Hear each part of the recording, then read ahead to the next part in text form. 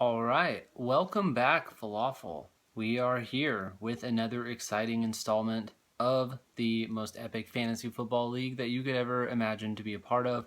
We are here for season 2. We just had week 1 in the books. It was exciting and as exhilarating as you could have ever imagined.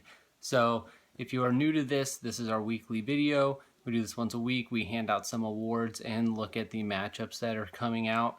So I'm not going to waste much of your time. I'm on vacation. I don't plan on doing it. I didn't want to do this in the first place, but I've got obligations. So here we go. The Higher Than a Kite Award. This goes to the person that has scored the most points this week, and this goes to the Hype.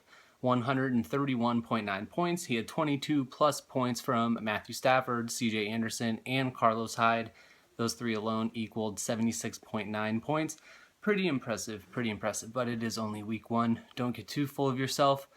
Sloppiest girl in the bar, that goes to the least amount of points scored this week. That goes to P. Dolo with 85.4 points. That is pretty impressive, as 85.4. Not anything to be, scoffed at, as last year we saw the record was 36 points scored in a game. So 85, not too bad. Only lost by 8 points in your game, so nothing to be ashamed of. Number 3, the Who Let You Win award. This goes to the winner of the most lopsided matchup. This one also goes to the Hype. He won by 29.5 points. Zapped be like, who let you in, man? He's, one of those newcomers that got the win this week. So, Zap starting out, you should be ashamed of yourself. The Baddest Bench Award goes to the person that had the most bench points. That goes to Shy Ruxin this week with 61.6 points. If only he had started over Chris Thompson over Adrian Peterson, he would have gotten the victory. I don't know what he was thinking there. So that goes to him. Number 5, I'm Not Even Supposed to Be Here award goes to the most unlikely winner, being that it is week 1. There, I don't think there was anyone that was, not supposed to win their game, or so it's just that doesn't go to anyone this week. Look for that one in the future. Number 6, Tighter Than a Crab's Vagina. This is the winner of the closest matchup, and that goes to Tag. He won his matchup over Shy Ruxin by 3.2 points. Like I said, if only Adrian Peterson had been benched for Chris Thompson, that might not have been the case. So, moving on, we've got the next award. Milk Was a Bad Choice. This goes to the person that if they put someone on their bench into their starting lineup, they would have won their game. That, of course, is going to Shy Ruxin, as I mentioned a few times now, for flexing Chris Thompson or Mike Wallace over Kevin White. Had he done either of those moves as well, he would have won.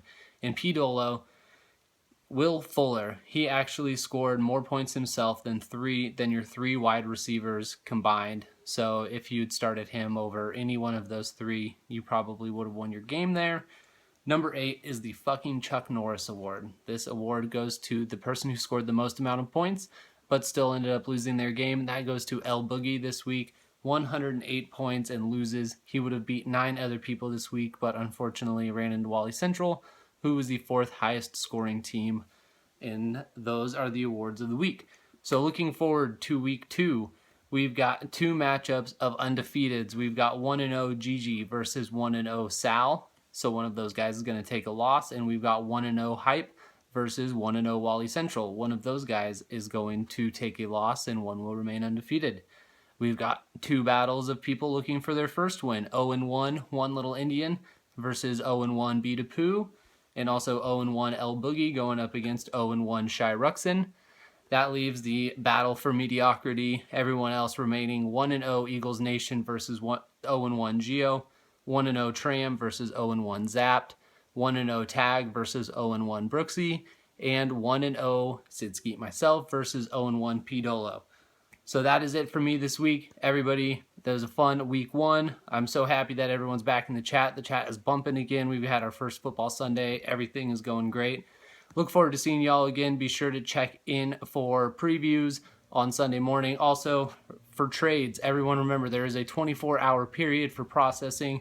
So if you want your guys for Thursday night, make sure that trade is done in plenty of time on Wednesday. Same thing for Saturday. Make sure it's done before the games would start on Sunday. Nothing is going to be pushed through, so just make sure that you get all that taken care of, all right? I will see you guys next week, and good luck to everyone but P. Dolo. See ya.